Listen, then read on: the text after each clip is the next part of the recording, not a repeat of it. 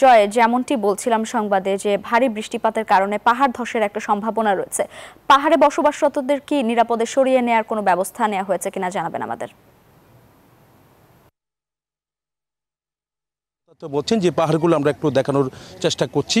পাহাড়গুলো দেখলে কিন্তু আসলে ভয় লাগে, একেবারে পাহাড়গুলো নেমে যাচ্ছে, কিন্তু কাটতে কাটতে দেখা যাচ্ছে এখানে বাসিন্দারাও পাহাড়ের নিচে, পাহাড়ের পাদদেশে অসংখ্য পরিবার আমরা দেখতে পাচ্ছি।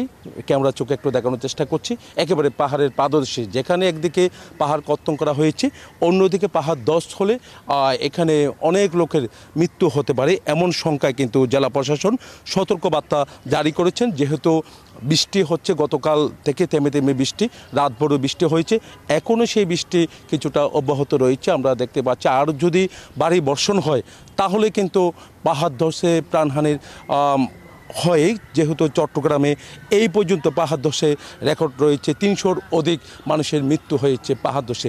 তবু যারা বাসিন্দা তারা কিন্তু ছিন্নমূলের মানুষ, যাদের ঘর বাড়ি নেই, এমনকি হতদরিদ্র মানুষ কম দামে কম খরচে এখানে থাকতে পারে, তার কারণে কিন্তু এখানে তারা বসবাস করছেন।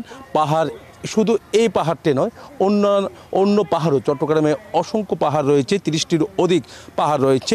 তো সব পাহাড়ের পাদদেশে অসংখ্য মানুষ ঝুঁকিপূর্ণ বসবাস করছে। জেলা প্রশাসন বারবার উচ্ছেদ করেছে, উচ্ছেদ করলেও সেই উচ্ছেদের কোনো সুফল কিন্তু পাচ্ছে না। আবার এখানে যারা বাসিন্দা তাদের একটা মনোভাব দেখা যায়, তারা এখনও পর্যন্ত পাহাড় ধস হয়নি, তার কারণে তারা এই জায়গা থেকে সরতে চাচ্ছে না, এরকম কথাবার্তা। এখানে পাহাড়ের নিচে বা পাহাড়ি জায়গা বিক্রি করে অনেকজন কিন্তু জমিদারও সেজেছে। জেলা প্রশাসন তাদেরকে ধরতে গেলে তারাও কিন্তু সমস্যার সম্মুখীন হয়েছে। এরকম চট্টগ্রামে অনেক ঘটনা ঘটেছে। তবে পাহাড়ের পাদদেশে যেন মানুষ ঝুঁকিতে বসবাস না করে, সেদিকে কিন্তু যদি প্রশাসন যদি একটু সতর্ক হতো, আরও কঠোর হতো, তাহলে কিন্তু পাহাড়ের পাদদেশে যে ঝুঁকিতে বসবাস করছে, প্রাণহানি হচ্ছে, সে প্রাণহানি অন্তত ঠেকানো যেতে বলে মনে করছে নগর পরিকল্পনাবিদরা।